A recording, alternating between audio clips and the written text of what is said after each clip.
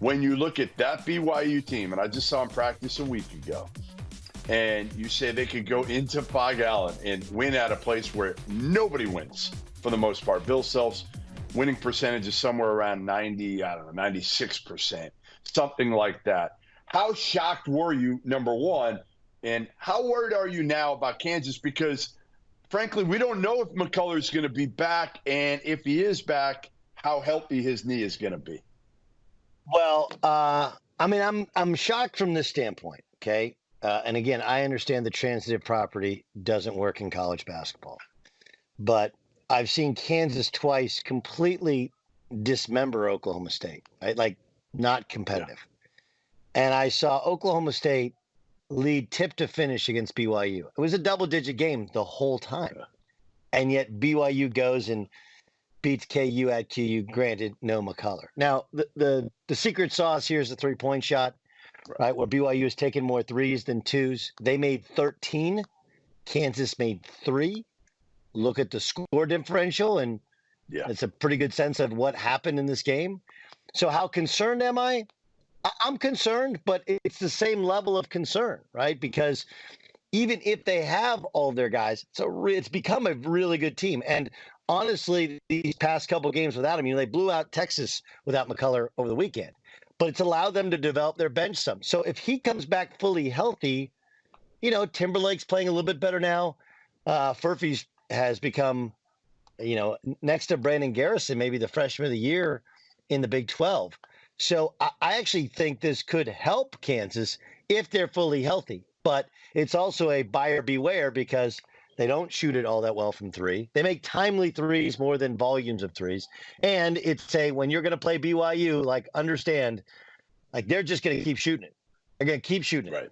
And if you have any amount of laziness, or if you're trying to pack, you pack the paint defensively on the weak side, they're going to stretch you out like crazy. So some of it is personnel based. Some of it is the fact that BYU shoots a ton of threes and made 13 out of, I think, 36 last night, and Kansas couldn't throw in the ocean.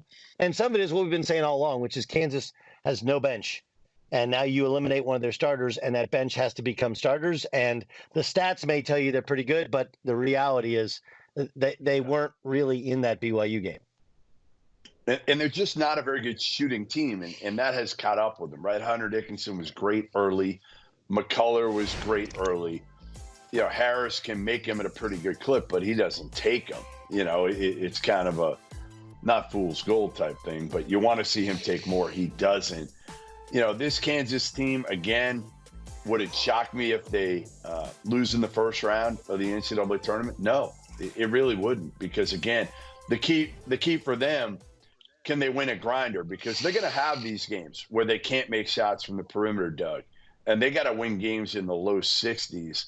And I'm just not sure without a healthy Kevin McCullough, you can do that, because defensively, when you have Hunter and Furphy on the floor, I know those other 3 guards can defend at a high level, but those 2 can hurt you. Timberlake can't guard a high level. Look, and the reality is Furphy and Timberlake go 1 of 11 from 3. Okay, we know what Timberlake doesn't bring defensively. If he can't make shots, he doesn't have much value. He becomes a negative player. That's really kind of I don't want to put it all on one guy or whatever, but the reality is, okay, you are a star in the portal, a star at Towson, and it feels like it's been a level too high. That's fine. Now, BYU athletically, they not across the board, they're not great. No. Now they're old.